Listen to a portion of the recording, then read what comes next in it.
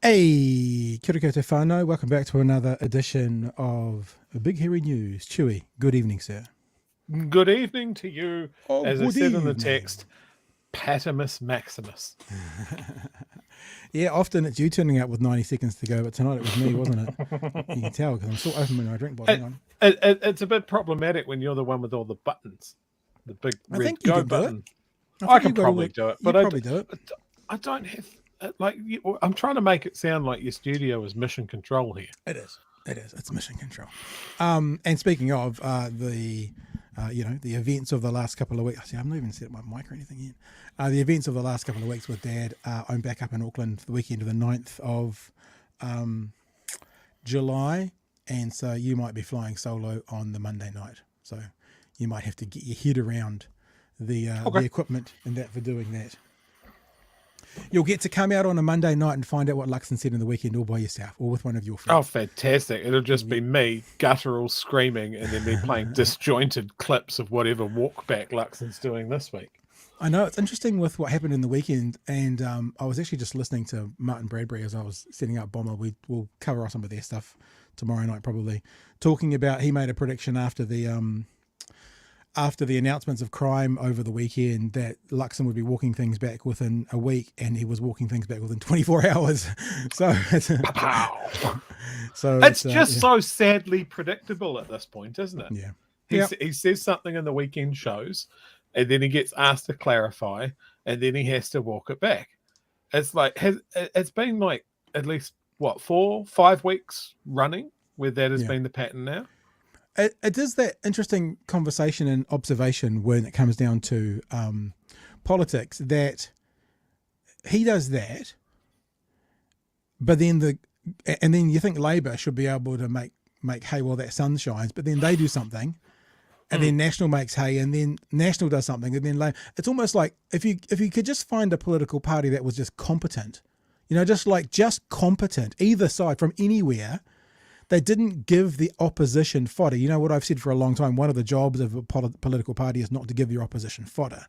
If you found someone, it's like, I don't know, in golf, I saw research once on the PGA, and one of the people that made the most money was a guy who basically went around sort of in the top 10 mid-range every tournament. So he never won anything and never lost anything. He kind of just traveled.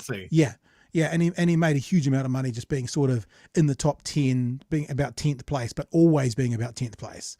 And if you had that in the political party, just people being solid, it'd probably be an amazing thing. But they don't seem possible. I mean, we're going to talk tonight a little bit about how much them National MPs love them Teslas and love getting those rebates again and again and again, whilst complaining about it.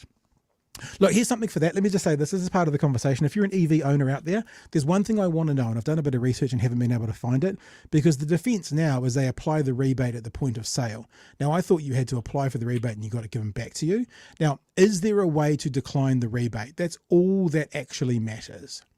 Because if there is a way to decline the rebate, then this is all horseshit that National's talking about. If they've got a way to decline the rebate and they're taking it, then it's all horseshit. If there's no way to decline the rebate, then let's be honest, they've got a bit of a defence.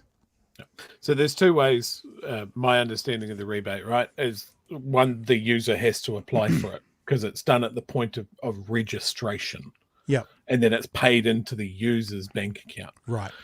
My understanding is that there are some dealerships out there that are registering the cars and claiming the rebate and then taking that rebate out of the sale price. Right. So that would make it a second-hand car though, wouldn't it? Technically. Well, the user can't claim the rebate because the dealership already has. I'm seeing at the moment. So there's a lot of like ex-demo vehicles. There's way more demos out there than there'd ever be used. And they've all got like less than 2,000 Ks on the mark, and the price is lowered to what it would be if they had claimed, if the user had claimed the rebate. Teslas, importantly, the user has to claim the rebate, because buying a Tesla is for the most part, I mean, there's a couple of dealerships around, but it's mainly an online experience. Right. Yeah, I've seen people in America do it online. Here's something else for you, seeing you're a genius in all things EVs. You know the Opel Mocha? Oh, yep. I quite like them. These guys here, I like the green one there. I'm seeing around Facebook at the moment them offering a double.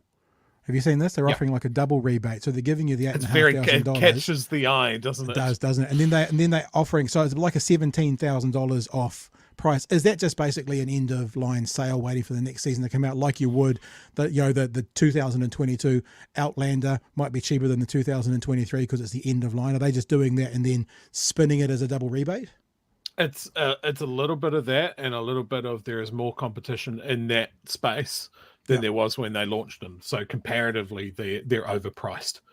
So if they can come up with a nice snazzy marketing term like, we're going to give you a double rebate, aren't we good guys?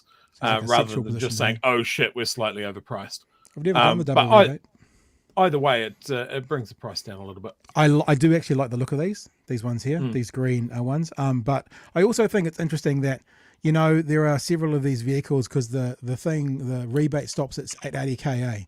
And ironic how many of these vehicles are 79,990, meaning it's absolutely a choice as opposed to a necessity. So I wonder what the real bottom line price could be. Now, there's some interesting stats around that when you compare to other markets. As you can see at the top end, a lot of manufacturers are discounting to get their cars under the rebate, because claiming the rebate is a real big tick in buying a new car. Pause. Are you saying discounting like their actual loss leaders, or just making them a bit cheaper? A bit cheaper. Okay, cool. Than you would see in overseas markets with no rebate or that sort of thing. If they would bring the car to market at say 87,000, it's not going to move as much as if they can sort of take a bath on their margins a little bit and get it to 7,990. It'll move better. But by the same token, what we saw with a recently announced price from a car called the BYD BYD Dolphin. Yeah, the Dolphin. Look at that. That is comparatively overpriced compared to other markets. And the current thinking from people that have been following this car is like they're gonna get people are gonna claim the rebate anyway. So we might as well just bump the price up a bit. Right. It's like knowing that people are going to get the rebate anyway. It's like Briscoe's. So, I just bought a microwave from Briscoe's because ours blew up, and it was like $600 regular price down to $299, and of course I googled it in other places. It's like $350 or $400. So it was still cheaper than other places, but it wasn't that special that Briscoe said it was. You could buy it elsewhere for a different price. Let me just say this publicly as well. If there's anyone from Opel watching, I wouldn't mind having a play with one of these for a month or so. I'll talk about it to our 47 people who are watching. Like, no, it might be quite an interesting little vibe. I quite like those little cars. Except, the problem is here in Dunedin, I've always said I don't think I'd ever want a car again whilst living in Dunedin that wasn't four-wheel drive. Or at least it has to be rear-wheel drive. And so many of those ones under 80 grand are two-wheel drive. And that's the only thing that looks to be the downside to me. Electric cars are better at putting their power to the ground smoothly, which is good in those sort of conditions. Right. Okay. All right. So let's get into some bits and bobs. I was going to tell you guys something as well. Maybe I'll do it tomorrow night. Really interesting. And I'll just bring up the picture because I've forgotten her name already, and I apologize. It's so rude of me. But the political reporter from News Hub, not Jenna Lynch. I don't know if you've noticed, but Jenna Lynch has been absent the last wee while. Not people starting to notice. Commentating so much. Now, it's probably incredibly, neutral, just something. She's on holiday for 2 weeks before the big run up to the election, whatever. But when we started talking about conflicts of interest the other day, when it came up, a big thing in the news, especially around politicians, I thought, well, let's have a look at some other conflicts of interest. So I wrote to the head of news at News Hub in an email, who I sort of know, and I asked about the conflict of interest of being married to a staffer, chief of staff actually for ACT. And maybe tomorrow night I'll tell you the response that I got. I got a response from them about it. I actually asked for some footage, some frottage of Jenna Lynch being critical of ACT like she is of National and Labour. So I requested some from News Hub. Funnily enough, they didn't provide any for me. Guess I don't have to. But they did send me a response. So tune in tomorrow night, and maybe I'm not going to put up all the details because they've got email addresses and phone numbers and stuff on them, but maybe I'll put it into a little slide to show you what I said and what they said. Because I don't have any problems with the concept of it, but I think, if we're talking about conflicts, it's a bit like Nanaia Mahuta, that Jenna Lynch is sharing a bank account with someone who's getting a financial advantage from the ACT party. That looks like a conflict of interest to me. How do they justify that? Maybe we'll talk about that tomorrow night. Okay, a bunch of stuff to talk about tonight. Let's just get into it. This one's a bit of a weird one, actually. This is quite a disturbing story, but for reasons that maybe you're not entirely aware of. The reason it's so disturbing is Shane Jones has a TikTok account. Hypocrisy, get rid of this sign now, Shane Jones tells Christopher Luxon. Let's have a look what Shane Jones was saying on TikTok about Christopher Luxon. Christopher, don't come to Katy and break the law. The law in the local government bylaws of our area, these signs are illegal. There's no privileged law for the National Party. All political parties are prohibited from having these signs. I'm just waiting for him to break into a whip or a nay-nay or something like that, because that's what you do on TikTok, isn't it? If it's good enough for New Zealand First and Matua Shane Jones to take his signs down, you should do the same. Don't spout law and order in Wellington, but... It is literally the voice of Keep Off My Lawn. It's literally that voice. Break the law in Northland. Hypocrisy. Get rid of the sign now. There you go. So here's what Shane needs to realise. He can just get rid of the sign himself. Well, but I also like that it's just old man shouts at sign. Yeah, not at clouds, but at sign. Former Minister Shane Jones has taken umbrage at the National Party campaign hoardings in Kerikeri, accusing leader Christopher Luxon of hypocrisy. The issue over political signs comes through local bylaws in Northland, like other regions, including Auckland. The District Council prohibits an election hoarding going up until there's 9 weeks to go before polling day. That means Northlanders shouldn't see any signs until August. Jones told Stuff he had run into trouble with the Far North District Council, which told him to take down the signs advertising public meetings he planned to hold.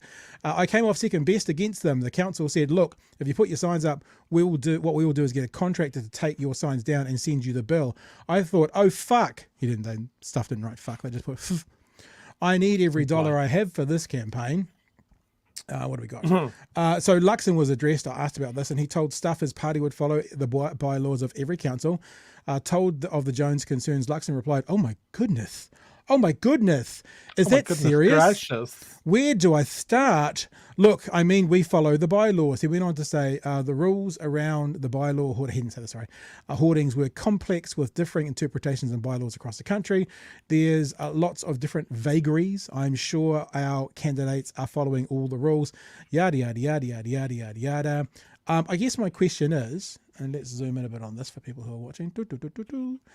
Is that real? I mean, when I think about election hoarding, I don't think of this as one. Oh. I think of this as an advert for a love public. to jump on this. Yeah. I don't think it is. No. Although Shane Jones said he had to have his signs for public meetings taken down, but then maybe his were covered with ACT logos. There's no National Party logos on this. It does say leader of the National Party. I mean, if he was coming up this time last year, would this announcement be okay? Is it any different? Maybe it's just that New Zealand First needs to get as much air as they can, and this is one of the things that they're doing to get a little bit of exposure, and we've given it to them. Yeah, so we need to have a new standard that if we're going to talk about New Zealand First, it has to involve Winston smoking a cigar on top of a horse. Oh, very good. Then we can talk about it. Shirtless? No, not shirtless. Vladimir Putin style. Oh, yeah, okay, maybe then. Not calling. That's our yardstick. That's what. I'm not comparing him to Vladimir Putin, by the way. That happens. We declare the election that day. That famous picture of Vladimir Putin on a horse, shirtless. That's what I'm referring. Yeah. So to be honest, storm in a teacup. I don't think National's done anything wrong. I think Shane Jones is making a big deal of it. And actually, it's one of those things where if I was going to make a proper comment, it would be, I want to see what the hoardings were that he got told to take down. Because if it was covered in New Zealand's first insignia, then it's a different thing from what we've just seen. But, it does raise an interesting question around how we run elections in this country. I mean, in America, they started their election cycle about 4 or 5 or 6 months ago, and that's for the end of next year. I quite like that we have sort of a 2 to 3 month window to get bombarded with that information, and then it just goes away. I can't imagine living in America and actually I love the American political system, but I can't imagine living in America and being bombarded with stuff for 18 months that you have to kind of get your head around and get into. When you think about it, it's kind of aren't a lot of electoral laws or election laws, they just don't seem to be up to the task these days. How many voters are swayed by a billboard on a road sign? Yeah, not many, if any. Not many, if any. How many dudes got the skills to go and vote based on a billboard? I don't know. Good flow. Excuse me, I'm just going to take my asthma puffer, my new asthma puffer. Whereas the flip side of that is, are our electoral laws up to snuff when it comes to social media? I don't know. I honestly don't know. I got this asthma puffer, and I literally didn't know how to use it. I actually went back to the chemist today to check if I was using it correctly. That's how much of a moron I am. Orally, I hope, was your first attempt? No. That's where you went wrong. Yeah, and it was hard to suck in then as well. Easier to blow out than suck in. Monstrous. Okay, anything in the chat? Oh, look, people teasing poor old Winston. Vladimir Peters rolls off the tongue, says as does Rob say, Winston Putin as well. Funny people. You're funny people. Rest JK says, it doesn't look like an election hoarding. It's a notice of a political meeting. And I mean, look, that might be an absolute fig leaf. Like, what's more effective, a political billboard or getting people into a room to talk to them for 2 hours? I can tell you which one of those is going to be more effective. Yeah. But yeah, as far as what Shane Jones is saying, it's come on, man. Come on, man. All right. Hey, let's jump into the next conversation, which is, I don't know if this will bore people or not, because it's sort of been going on for a couple of weeks now. But there's actually, this story from News Hub has 3 things we're going to talk about tonight, right? So one story, 3 different topics come out in it. Maybe that's why Jenna Lynch is not there, because the other reporter just goes bang, bang, bang, gets through all their political stuff super quick. So we're going to have a look at this. One of the things is about this Tesla situation, which is why we had that bit of a preamble at the start. So what I'm being educated with, Chewy, is that you do have to at least tick a box at the dealership to say, yes, I want the rebate. So even though it happens at the point of sale. So for a Tesla, is it all online? You have to tick a box, a checker box, whatever, to say rebate, please. If you didn't do that, you wouldn't get the rebate. So there is a way that these National Party MPs who think the rebate is wrong could choose to not get the rebate. You could do that buying an electric vehicle. Yeah, you can absolutely just not apply. Okay. That's the answer. Because remember, the Clean Car Rebate applies to second-hand cars as well. Yeah. So it's newly registered cars in New Zealand. So at the point of registration, yes, that's when the rebate is claimed. Yes. And just to be fair to our friend Jenna, Vicky suggests that maybe Jenna is in China with Chippy. So it's probably true, actually. Probably absolutely where Jenna is. That's actually very, very fair. And true. Very fair. Very fair. Right. So let's have a look at these couple of stories to start off with. One of them is about Chippy in China, which rolls off the tongue quite nicely. And the other one is about National's love for the frickin' Tesla. It's not just National's leader who's benefited from the clean car discount the party opposes. Hamilton MP Tama Potanta proudly drives around in a National branded Tesla, which he claimed the discount for. He says it's not a problem, while Chris Luxon is trying not to talk about Teslas, opting to make a If you haven't seen this yet, Chewy, Christopher Luxon is fucking over this conversation. You wait till you see this. vow on planes instead. Here's political reporter Amelia Wade. The newest Nat putting in the mahi. Tama Potaka's route to Parliament was winning the Hamilton West by-election last year. And Now, like his... sorry, I'm not Pacific Island, but I have lived long enough in West Auckland and parts of South Auckland to know Chehu is not done like this. by-election last year. And Just, you like know, his party, he's been vehemently opposed to the government's scheme to tax polluting cars in order to discount clean cars. The clean car discount, look, it is what it is. We're not for it. And yet, We just got to remember all these things. It is what it is. One of the things that I was debating with people about when it came to the Luxon situation is, the thing is, he's entitled to it. And actually, Chu and I were very clear. We don't have a problem with him claiming the rebate. We have a problem with the hypocrisy of wanting other people's not to grab the rebate. We have a problem with them pulling up the ladder in this instance, that they'll have it. Thanks very much. We'll have it. But you next year, if we're government, you're not going to have it. That's what we have a problem with. 100%.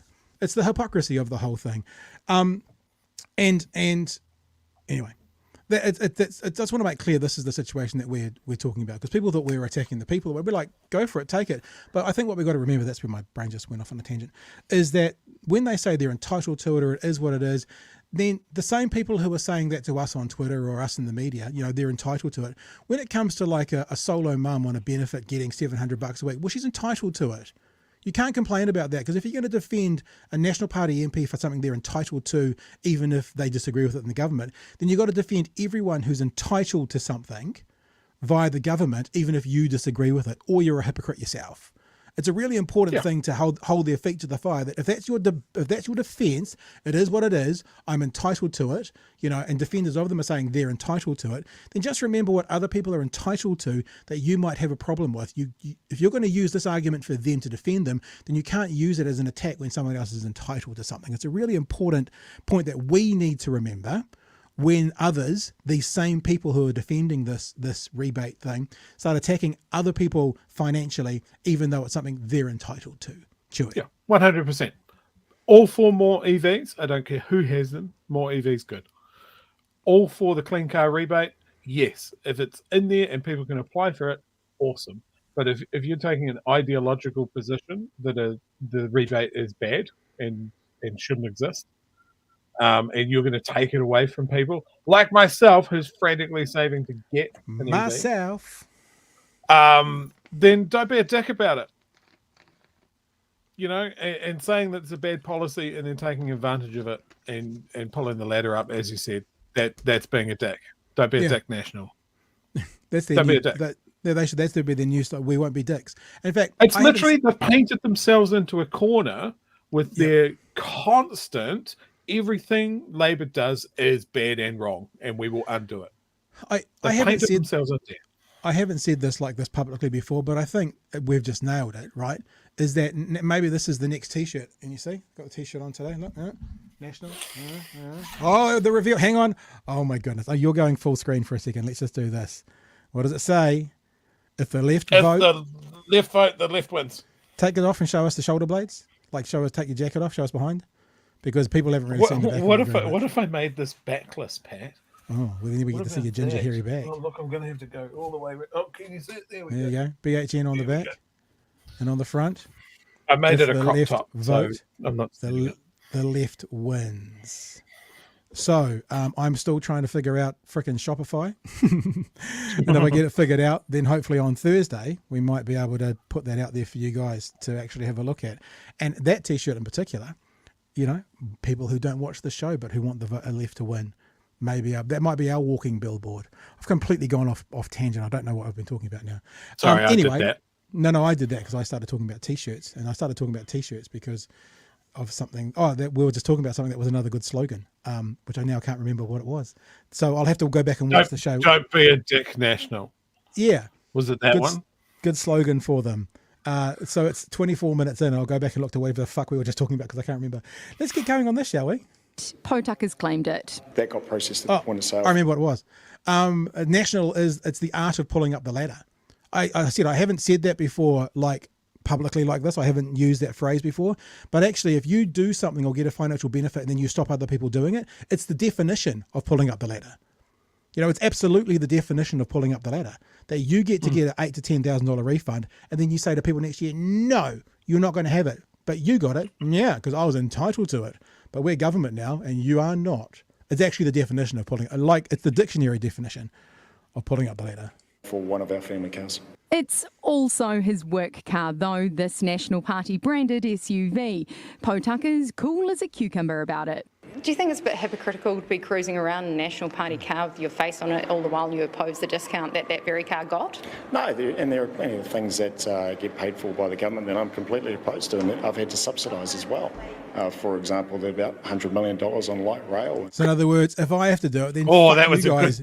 You can do it for me. If I have to do it for you, then you can do it for me. Yeah, like what? Credit where it's due. That was an excellent pivot. I mean, I disagree with everything he said, but nice pivot. I mean, it's also incredibly childish, and it's one of the it's whataboutism, you know. See, it's a definition of that as well. It's like, well, what about light rail? I don't want to pay for that, so I'm going to get you to pay for this. Christopher Luxon, whose household got a discounted Tesla, a tad more tetchy. I'm so pleased New South Wales focus on the big issues. Would you think it would be hypocritical, though, for National MPs to take the clean car discount, given your opposition to it? What I'd say to you is we've got a policy that says we're going to scrap the ute tax, and we have more to say about the clean car discount. Do you think it would be hypocritical? Caucus, thanks so much. Luxon also doesn't like the two planes being sent on the Prime Minister's trip to China in case the 30-year-old 757 breaks down. Right, we'll get to this in a second because this is part two of this conversation around these two planes. So he's over this conversation. But then again, I guess as the media, as a politician, you don't get the opportunity to tell the media what to ask you or what not to ask you. One of the weaknesses of the media in general is they don't ask the right fucking questions half the time. But he wants this to go away and it's not. And as has been said tonight, and as I've been educated with tonight because I haven't gone through the EV process, you do have to tick a box or say, yes, I want the rebate to get the rebate. So even if it's at the point of sale, you're still actively saying yes to something that you think is wrong and that you think shouldn't be happening and you think is adding to the spending of this government. So you're contributing to it, that you also think is causing those poor baby farmers to have to pay more for their utes. Well, you're contributing to that too. So it's not a good look, even though people might think it's a small issue. It speaks to the character of someone. I said to it's a very different side angle tangent, but I remember asking Don Brash about his affairs in an interview, and I asked him about his multiple affairs with his wives, his then wives, and he, to his credit, said to me, because I said to him, how can we trust you in a public sense? How can the public trust you if the person you're closest with in your life can't trust you? And I'm all about actually, I don't want to know what goes on in people's bedrooms, but knowing who they are as their real human beings, knowing more about their character, speaks to me more about how they'll operate as a leader.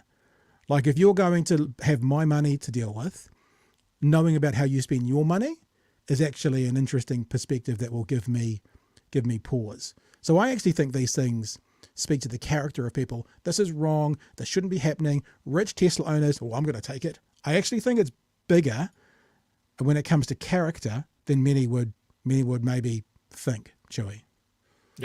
Yeah, absolutely. I mean, there's a couple of things that I want to speak to here. Rob's actually eaten my whole lunch by typing out my thoughts out of my brain. The comment there that they're going to scrap the ute tax. The root tax. Hang on. Root tax. What's the That's root a whole tax? new tax. No new taxes. Scrapping the ute tax. Hang on. The root tax. Here's our new T-shirt because Luxon wants there to be more babies. Maybe they could do like a clean willy tax or something. I don't know. We can work on this. We can figure this out. Oh dear God. Root tax. sorry, mate. Off you go. His comment there. They're referring to the ute tax. It's not the ute tax. It's to high emission vehicles. Speak accurately. Yep. But talking about scrapping that part of it while not saying, because they know that saying that they're going to scrap the clean car discount is going to be unpopular, right? Because people are using it. So they're trying to say one thing without saying the other. They're linked. It's part of the same policy. That's how they're able to get money back to people, because essentially it's self-funded. That was the whole idea, was that it's self-funded. So you mark my words, if they're going to campaign on getting rid of the ute tax, as they want to call it, then the clean car discount is gone. They just don't want to say it. Yeah, absolutely. And look, very important point you're making there, Chewy. However, the chat has started to come up with new sayings like the route rebate. That's one in there, and the free willy. I've fucking lost all of you. It's all gone. I feel like the substitute teacher that said orgasm instead of organism, and the rest of the period is just done. I've got to go eat my lunch in my car and not. I'll tell you a funny story about substitute teachers. Yeah. There was a substitute teacher that went into a friend of mine's. He was a friend of mine who went into a classroom, and he was trying to get the kids back together on the mat and trying to figure out who they were and what they were doing. And he noticed that they were studying the galaxies, the universe, and he noticed they were all set up in planetary groups. That was their groups for the session. So it was like, got them all together and went, okay, all right, hands up Pluto, hands up Mars, hands up Venus, hands up Uranus, and the kids just fell apart. And again, he lost them for the rest of the day. It was very, very funny. Yep. But that was another. That's my third tangent. This is going to be a real world record of tangents tonight. The other thing I want to put up, just because we were talking about it at the start, is that's the clean car discount. Okay. So to qualify for a rebate, you'll need to be the first person to register the vehicle in New Zealand. Okay. An exception, there's an exception for lessees. You need a copy of the vehicle's offer and sale agreement or similar documentation, proof of the registered person's bank account, and a GST number if it's being used for business purposes. And there is share that one.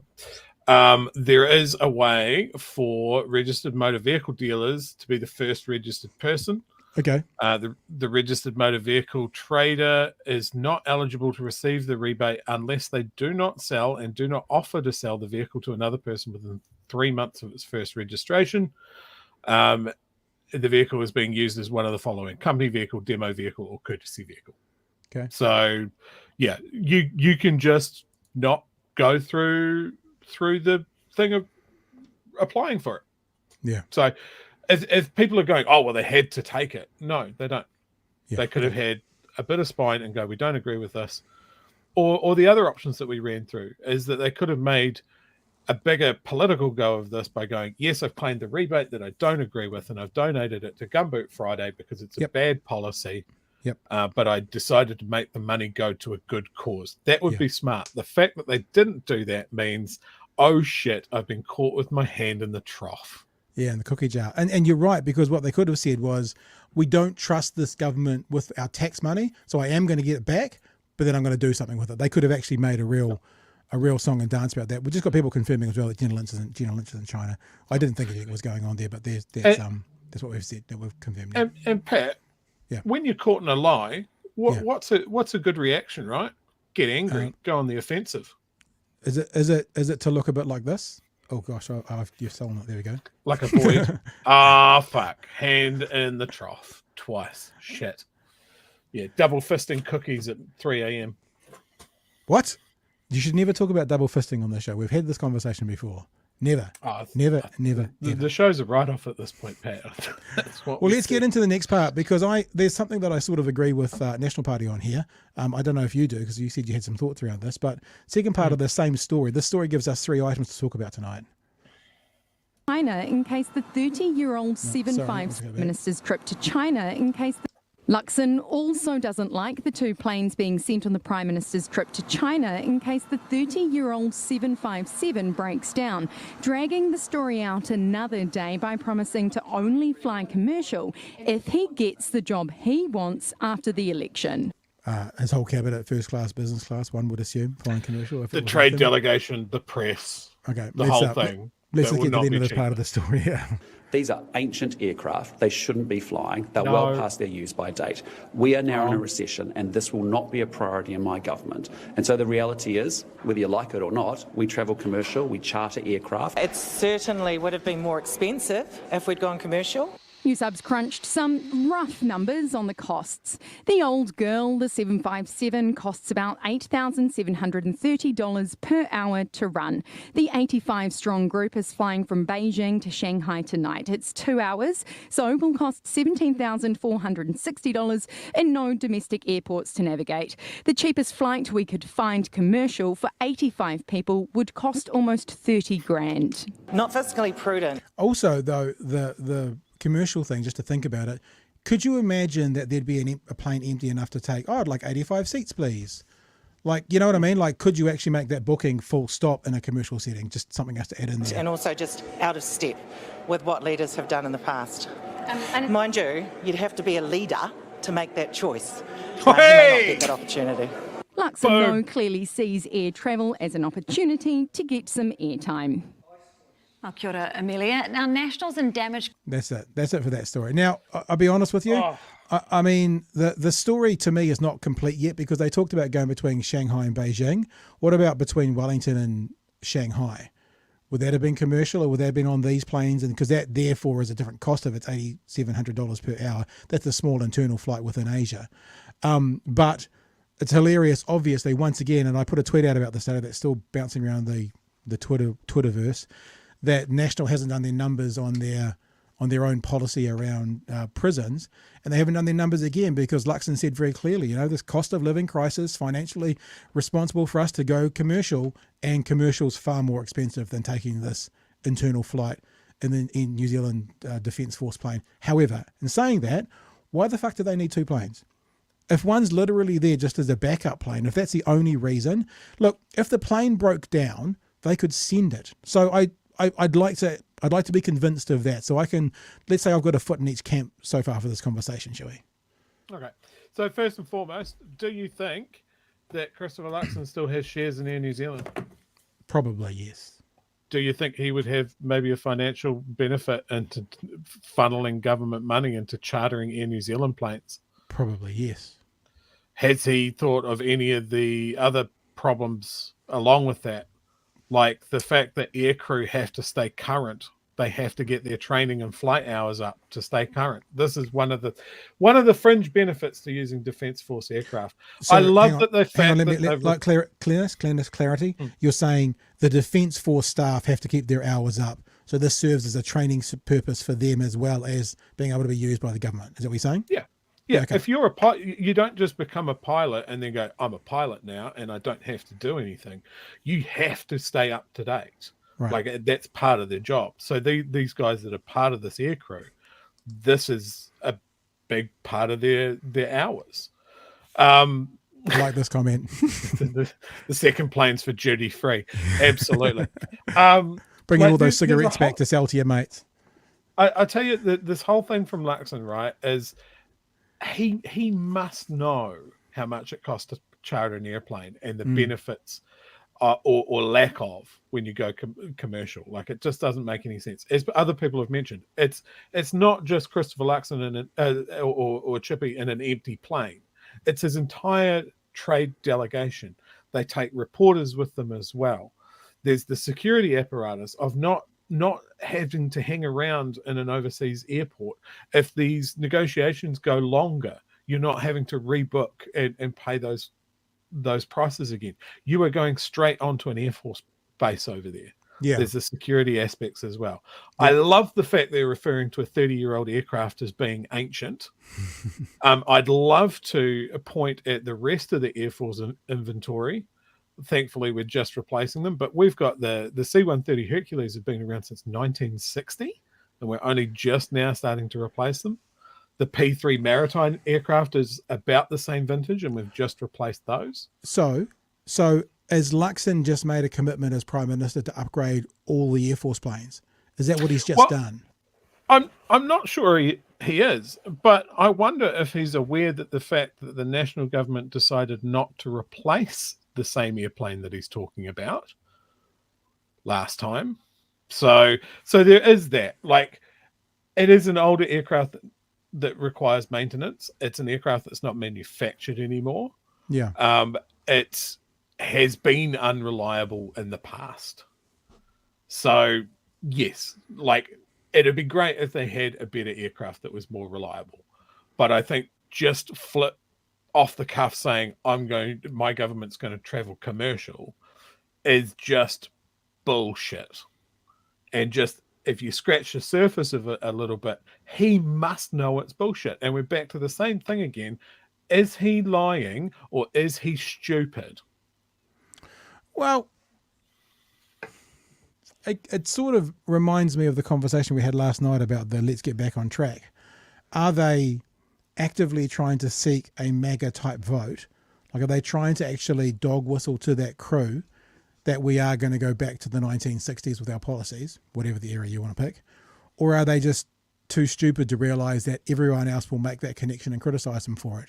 I don't know. Like, surely Luxon, as a potential prime minister, has a defense advisor.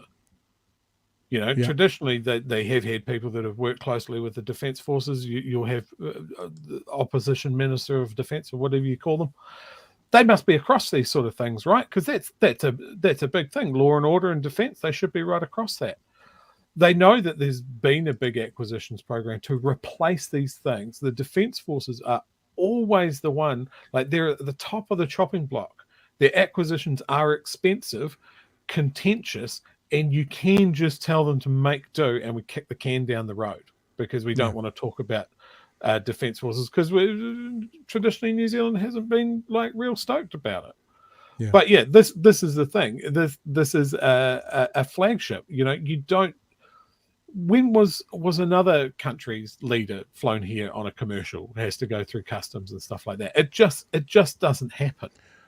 I mean, I agree with you. I do think about if that did happen, they'd probably have diplomatic immunity and just be able to get around customs and stuff.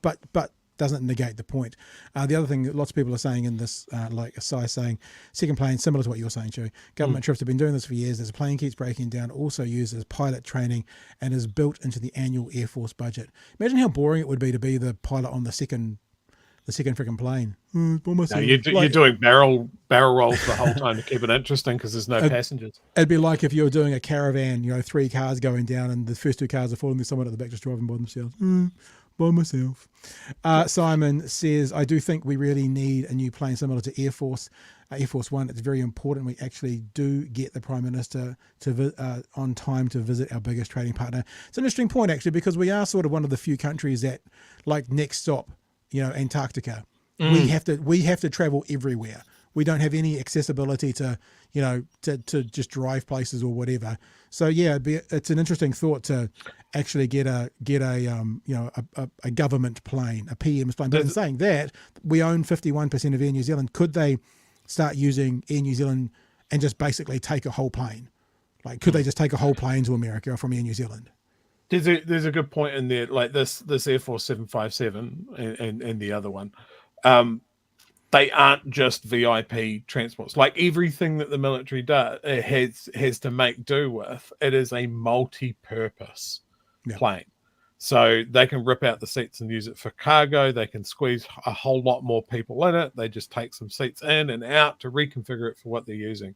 The other aspect of it, and I kind of mentioned this a little bit, is the security aspects. Yeah, that plane is, like you said, diplomatic. I mean, it's a little patch in New Zealand when it goes to China. And let's be honest, China's not really a country we can trust to have our best interest or play a straight bat with us on.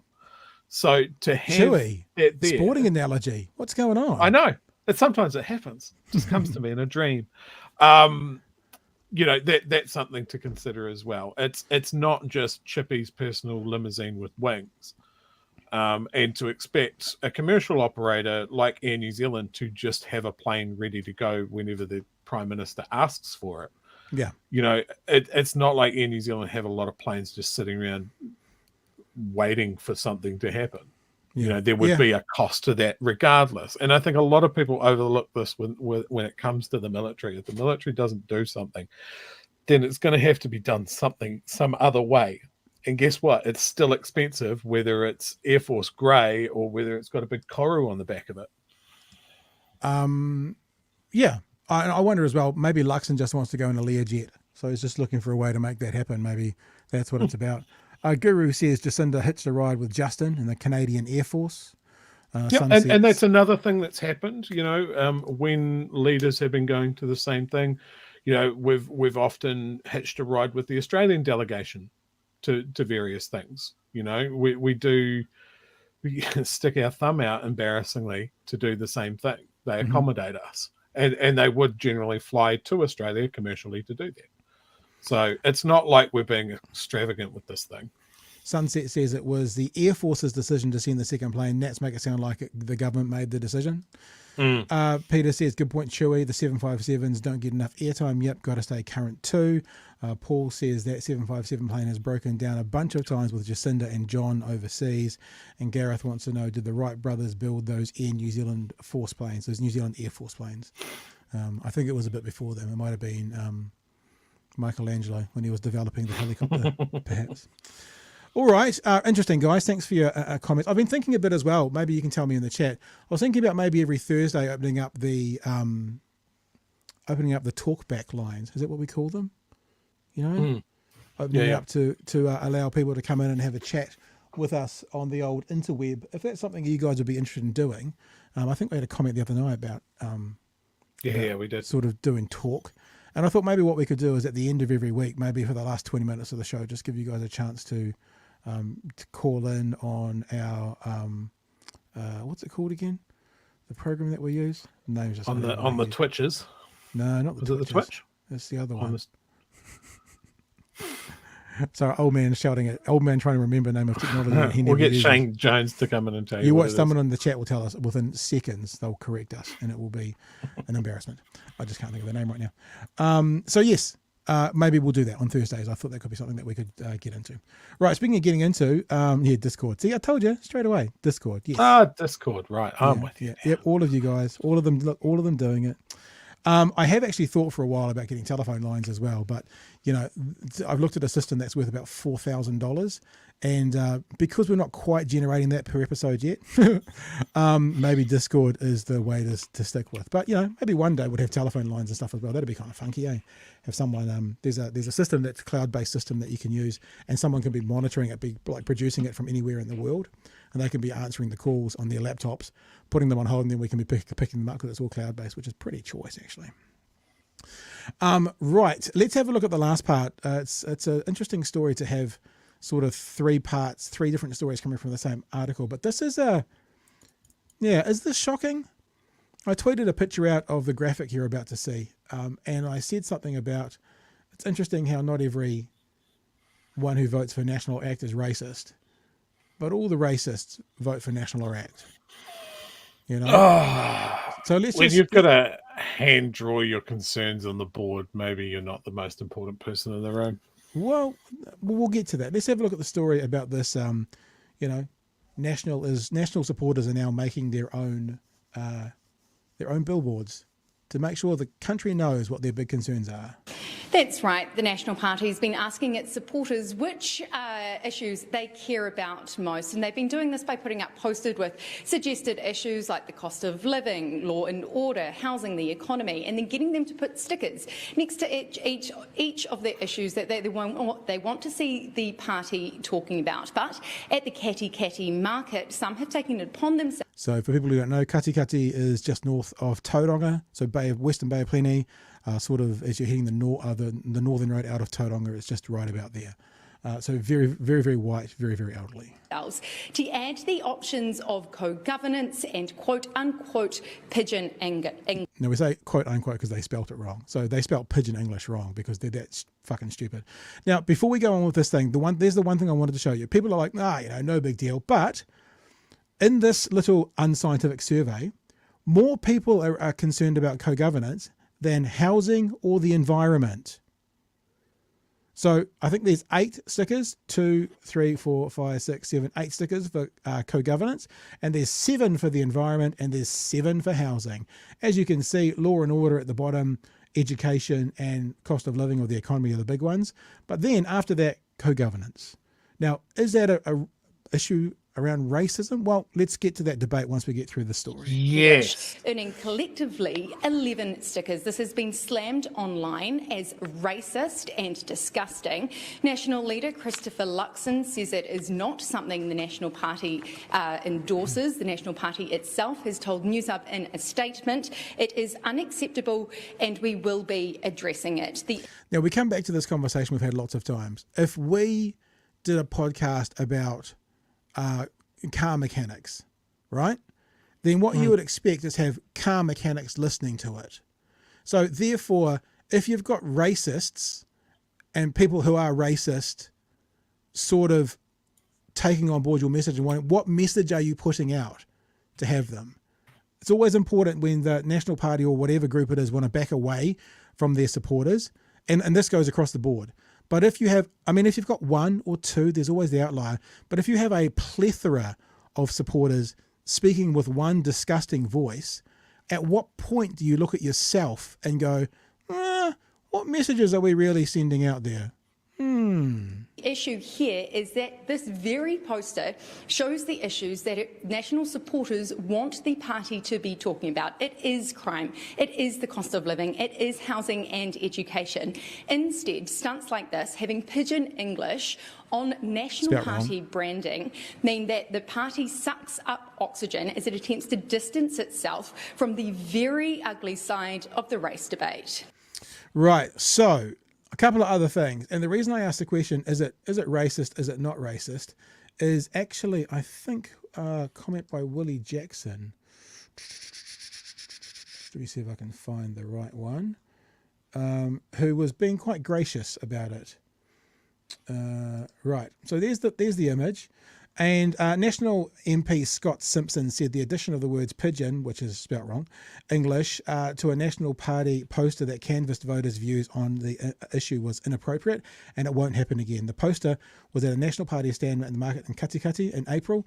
It was put on Twitter this morning by New Zealand Herald columnist Shane Tepoe and described as disgusting and racist by others. Coromandel MP Scott Simpson said as far as he could ascertain, a party volunteer added the categories in response to questions from members of the public. This won't happen again. Asked if it was racist, he said, I think it was in response to members of the public. I don't think it's appropriate and I wouldn't have done it.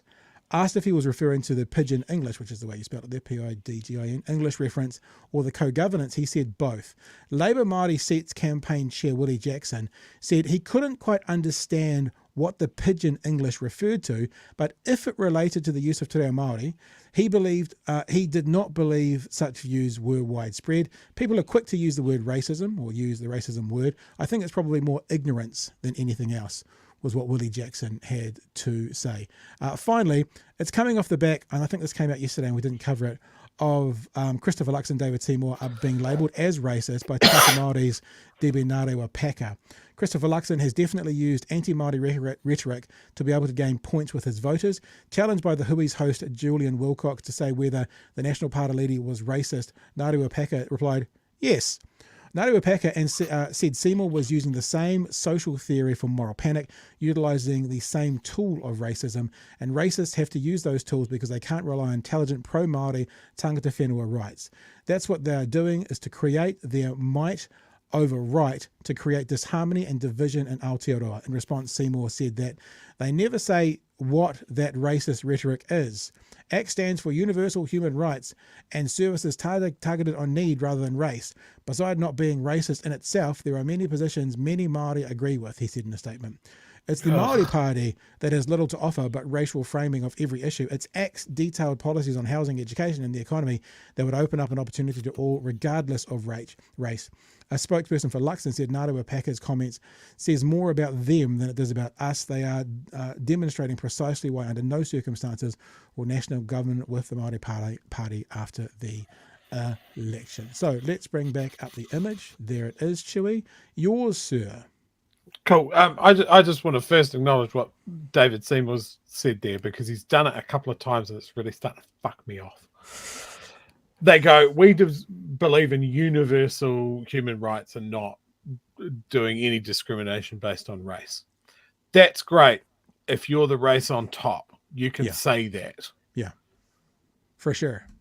but not taking into account the inequalities that come out of our system and the way that Europeans have built the New Zealand system. Ignoring that is racist, because the outcomes are not the same. It's the difference between, equity and equality. Everybody can get treated the same, but their outcomes aren't the same. Their lifespans aren't the same. The treatment they receive in the education and the court system, the health system are not the same. So if all of those things are equal and someone's still getting the shit end of the stick, we're not doing it right. And sometimes you need to lift people up. And listen, we've said this before. As probably a couple of blokes, if we're honest with you, I don't like speaking on behalf of you, who aren't the target of racism. So we're speaking from the outside looking in. But I always think about systemic racism and historical racism impacting today, and I always use this example. If your father was incredibly wealthy, would you positively benefit from that? Yes. If your grandfather was incredibly wealthy, would you still probably benefit from that? If your great-grandfather was, if your great-great-great-grandfather was, would you probably still benefit from that today? Yes. Okay, now flip it. If your father abused you and treated you like shit, would you get a negative impact from that today? Yes. And then you can go through and very quickly you can see how it only takes 2 or 3 or 4 generations of positive or negative interactions. Now, flip that again to say if the government treated you a certain way in the last generation, 2 generations ago, 3 generations ago, could you still be seeing the impact of that today? And of course the answer is yes. And anyone who say otherwise is actually just lying. I would normally say something like is either ignorant or lying, but is actually just lying. It's very easy to have a look at things like, and I used to do this a lot in Talkback, I'd get Māori phoning me saying in the 1950s I got beaten for speaking my language. Oh, I wonder why they had to start to rebuild Te Reo in the 70s and 80s. Because in the 50s, that generation, the kids had it beaten out of them by the education system. Is there a chance that's still flowing on to what's happening today? Of course there is. Because it doesn't change overnight and it doesn't change with one generation. And that's the systemic issues we're still seeing today. So absolutely, some of these dog whistle terms are based in racism, historical racism. And as Chewy just said, if you're part of the ethnicity or the race that's sitting on top, then you're like, no, it's all fine. It's fine for me. No, look, I've got friends who are Māori. Sorry, if I said that, I'd probably say, I've got friends who are Maori. That's probably how I'd say it. And it's ignorance, and it is just rooted and stemmed in racism. Absolutely. Now, ignorance is another thing that was mentioned. That is fair. People can be ignorant, and it's not malicious. But the moment that you're educated and you still continue to do the same thing, then it is racism.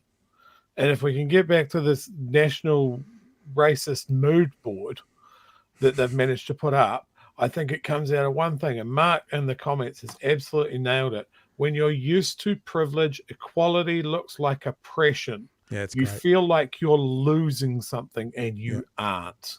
Yeah. It is no great umbrage to learn that, hey, maybe the way that you pronounce the town down the road your whole life is wrong, and someone's telling you this is actually the correct way to say it, and everybody on the news is saying it the correct way. They are not saying you're stupid. They're just correcting you. It's not a personal attack. Yeah, I mean, we're flexible people. We can change our thinking. We can learn new things. Stop being scared of this.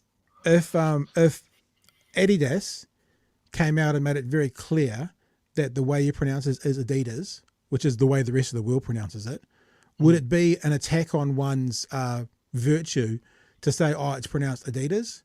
If Subaru said, look, the world over, we want them to be sold as Subarus, would it be an attack on anyone's, personality or whatever to correct them for saying it's not Subaru, it's pronounced Subaru? They've made that, the company's made that very clear how they want to do it.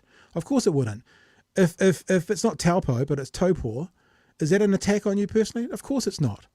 Now that's a good example. Now that's one that I'm still trying to get the pronunciation of these places right, because I'm 40. I've been saying them wrong my entire life. And now that people are educating me and saying, well, actually, you're getting the vowel sounds wrong, then I can go, oh, shit, that's embarrassing. I'll just, like say you misheard someone's name, and then you learn that you said it wrong a couple of times. Don't offend me. I've been saying chowie for 6 months now. What do you mean? I've always said chowie. Ever since I've known chowie, I've called him chowie. Why do I need to change? This is indeed a pickle. Let me tell you something, because I myself learned this a long time ago. Toe paw is really easy, because it's like your big toe and you pour a glass of water. Toe paw. It's an easy one. Once you get the phonetics behind them, it doesn't become difficult. Now, I'm not saying I've got any particularly great pronunciation, by the way, but that one in particular is an easy one. If people want to give it a go, toe paw. It's not that difficult. And another thing, I'll get back to my favourite mayor that was in the news from down in Invercargill, the hilariously named Nobby, talking about defending the European language. The man doesn't know English. It's 4 languages in an overcoat. English has been stealing words from every part of the globe it's touched for hundreds of years. Yeah. That's why all of their syntax rules and our spelling rules don't make any sense. Yep. It's because we'll go, that's a cool word. What do you call this? A veranda. Oh, we like that. What are those things you wear? Pajamas? Fantastic. Ooh, it's a garage. Where do you park your car? In a garage, in a garage. We just take things. English just absorbs stuff and it changes. There isn't a point in time where someone went, this is English and it doesn't change from this point on. Every time someone's done that, they've been roundly laughed out of the building about 30 years later. So New Zealand English will change. And these people are scared of that. They're scared of what they're used to changing. And it applies to language. It applies to the culture of this place. It applies to their perceived position in New Zealand society. And they think if we're lifting people up, oh, well, that means that my side goes down. That's not how it works. It's not how it works. Raise me up. Wait, sorry. These people that are touring the country saying that co-governance is apartheid, they don't know what apartheid is. Talk to any South African. You can't in one point, it's like Nobby there had his little speech, nothing against Te Reo, the Te Reo. That's fine, they can have it, but we don't want to mix it with English. That sure sounds like separate but equal to me, which is exactly what they said about apartheid. So fuck these people. The country will move on. People adapt. I have faith because I've seen it.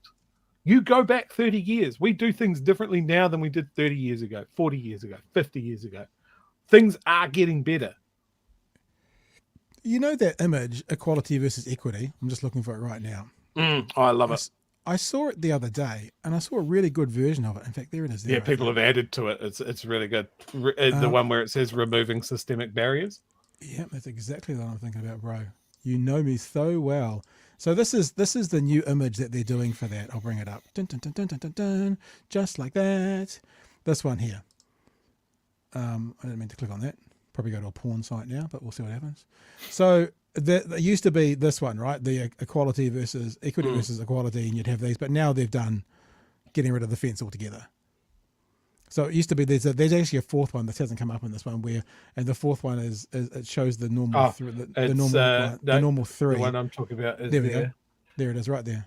The one in the middle. Yeah, that's it. So reality in a hole. He's in a fucking hole. The reality is he's in a hole, Chewy. Do you know why he's in a hole? The guy that dug the hole sold the earth to buy the extra boxes for his grandson to stand on top. So reality, equality, equity, liberation. No fence at all. Yep. Now Seymour will always talk about equality because equality is a good word that we all really like. That's what he gets. Nothing's really changed there. Oh, we've given you something. It's still not enough. You got a box. You've got your box. The next step is equity, and we should aim for liberation wherever we can. But yeah, it's cool. I'm not a racist. I'm talking about equality. Racists don't talk about equality, right? See right through it. I think the reality here, though, right, the reality one has got 2 people seeing over the fence.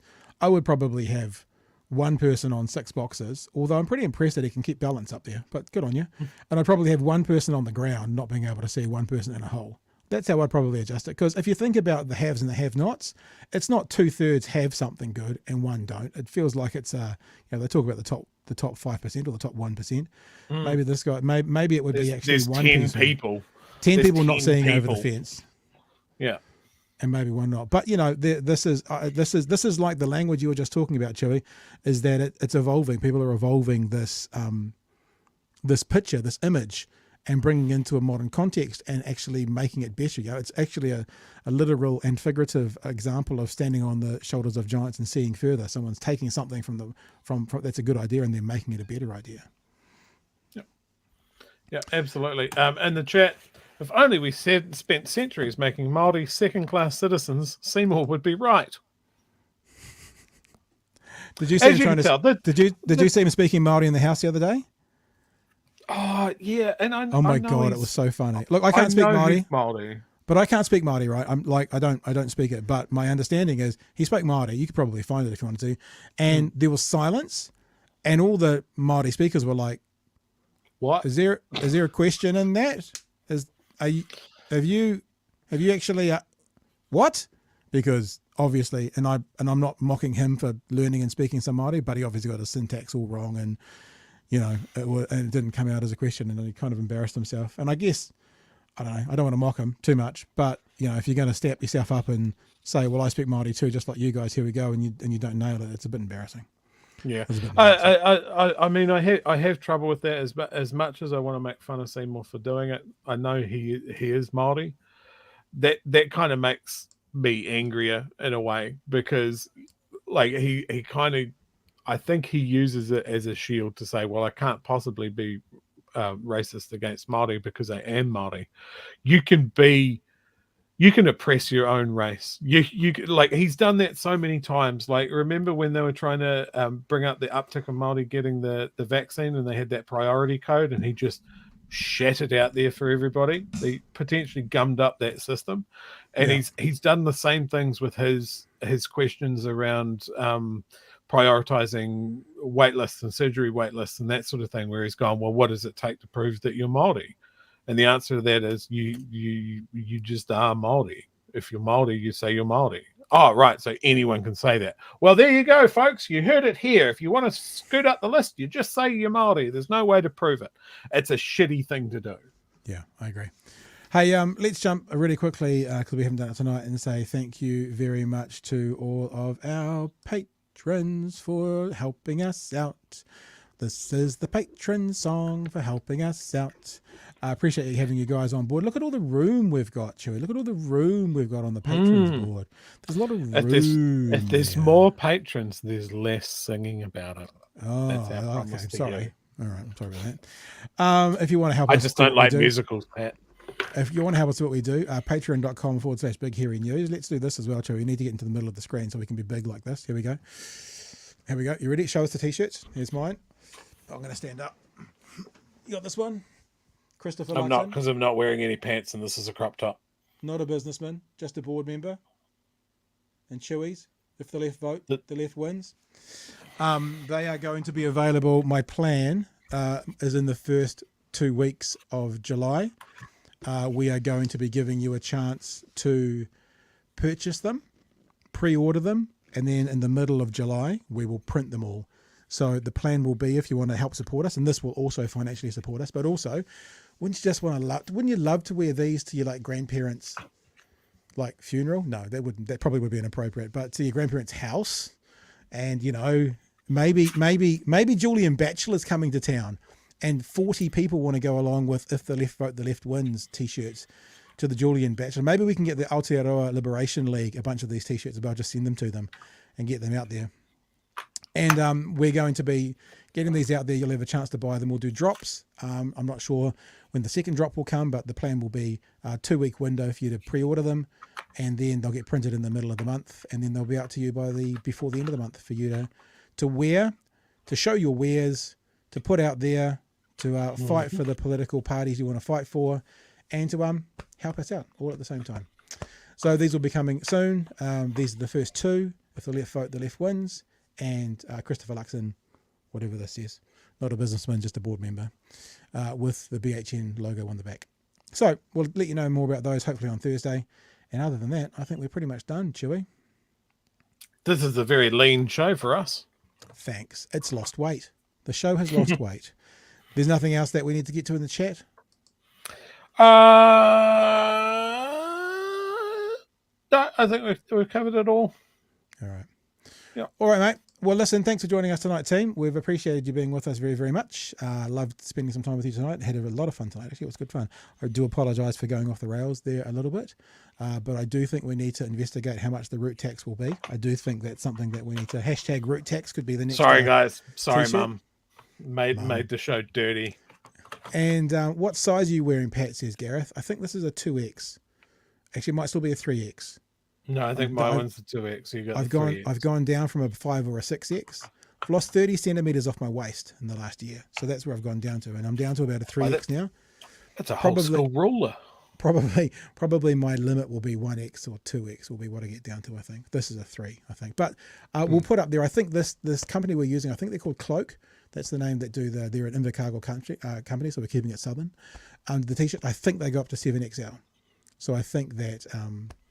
No matter how big you are, or maybe how many people you want to fit in one shirt, we'll be able to provide something for you. So we'll stay on top of that.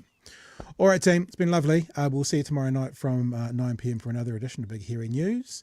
Stay safe, be well. We want to see you all back here tomorrow night, and have a pleasant day. All right, Joey, hooroo. Cheers, folks.